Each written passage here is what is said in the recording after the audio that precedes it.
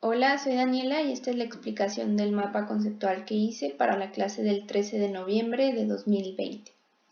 El tema central de esta clase fue optimización.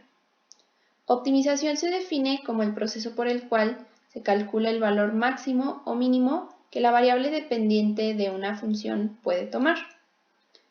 Lo primero que es importante señalar es que no toda función alcanza máximos o mínimos absolutos o locales.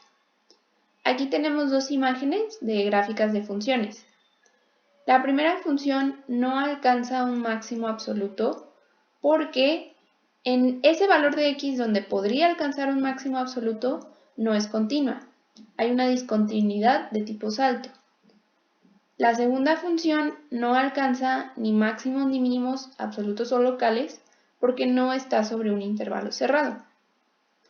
Entonces, si nosotros tuviéramos una función f que fuera continua sobre un intervalo cerrado, entonces ya podríamos analizar en qué valores de x se alcanza un mínimo o un máximo absoluto o local. Entonces, si tenemos una función que cumpla con estas condiciones, la función evaluada en c, que más adelante veremos que c, será máximo absoluto de la función si f evaluada en c es mayor o igual a f de x para toda x en el dominio. La función evaluada en c será mínimo absoluto si ese valor es menor o igual a f de x para toda x en el dominio. La función evaluada en c será máximo local si ese valor es mayor o igual a f de x cuando x está cerca de c. Y la función evaluada en c será mínimo local si ese valor es menor o igual a f de x cuando x está cerca de c. Entonces, ¿cómo podemos nosotros obtener máximos y mínimos absolutos o locales de forma analítica?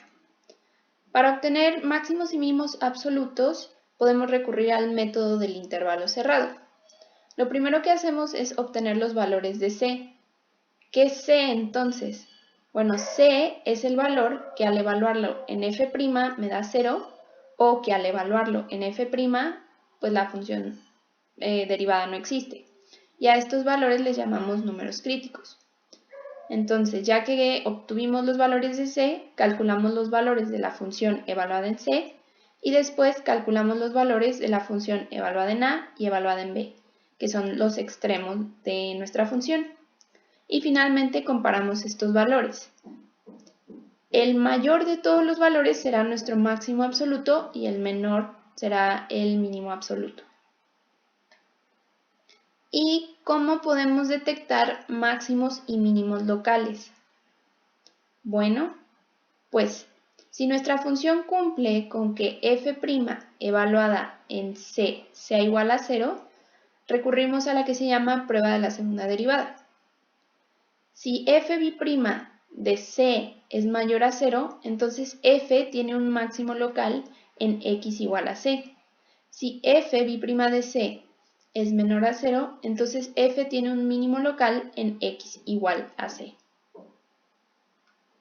Y si esto no funciona, si no podemos recurrir a la prueba de la segunda derivada porque f' de c no es igual a 0, o sea, si f' de c o f' de c no existe o f' de c es igual a 0, entonces recurrimos a la prueba de la primera derivada, que nos dice que si f' cambia de positiva a negativa en c, entonces f tiene un máximo local en c. Y si f' cambia de negativa a positiva en c, entonces f tiene un mínimo local en c. Y eso sería todo.